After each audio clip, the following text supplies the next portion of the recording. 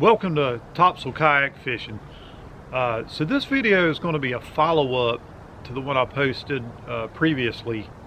I was doing some speckled trout fishing, and after I posted it I got a lot of messages, questions about wanted a little more details to the kind of rigs I was using and how I was using those. So if you haven't seen that video, I encourage you to watch it. It was a pretty good day, caught a lot of speckled trout. And these are the two rigs that I used that day and caught 90% of those trout on. So the first one, and this is the one I caught most of them on, is a this popping cork rig. That's just an artificial white shrimp, weighted shrimp. You got your bobber. I had a short leader on that day. I was pulling it from deep water to shallow water, so this is the exact rig. Actually, I had on my rod and reel. I just actually cut this off. So that's it right there. That's your popping cork rig. This works really well this time of year, late fall, early winter in southeastern North Carolina. I like the low profile bobber better than the larger ones. Now if you need to cast a little further, or you're contending with a lot of wind or maybe a lot of current, you can upgrade this bobber and do that. However, if I can get away with it, it's typically what I'm using.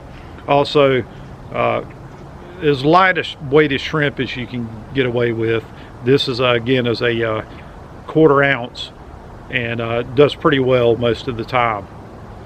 So what I'm doing is I'm casting this out there and I'm letting the tide actually do the work for me. In other words, I'm not really working this rig much. I'm not doing a lot of popping and pulling.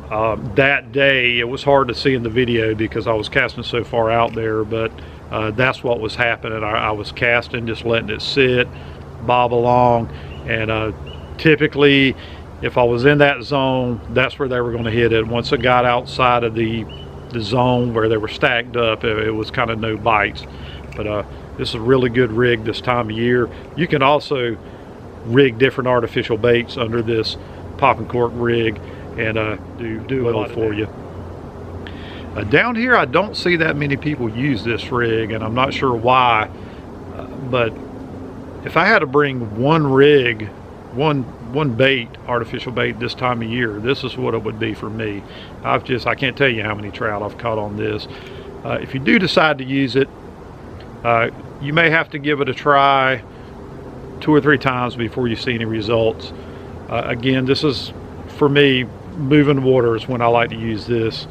So if you're in, the way up in a creek and there's really not a lot of moving water, this might not be the best one. But if you're kind of fishing a bay or the mouth of a creek, ICW, inlet, somewhere like that, this really works well. All right, so the number 2 rig I would use this time of year, late fall, early winter, or even right on into winter, is a curly tail.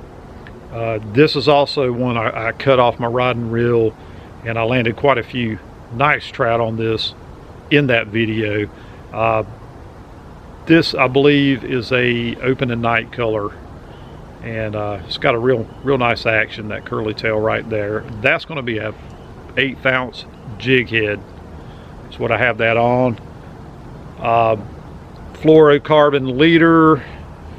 Typically I tie on about between 18 and 36 inches for these. Oftentimes I'll just go ahead and tie on 36 inches, and as I catch a lot of fish or maybe get some snags, you can always kind of shorten that leader up as needed if it's getting damaged, or maybe you just don't need as long a leader there. Now this works right on through the winter. Probably my number 2 rig is this, or something like this. Obviously nowadays they make these in all kinds of cool colors. Hey, you can only take 2 rigs out there this time of year. That's the 2 I would bring, and I've just had a huge success on both those. So if you haven't tried particularly the popping cork, I'd say definitely give it a shot.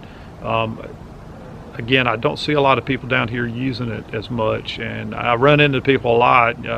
They'll see me with mine and ask about it, and they're like, yeah, I tried that, and I really didn't have any luck, and they just kind of have their doubts about it. But a lot of that popping cork is where you're using it, and is there moving water for this time of year anyway. And I think that's what's happening.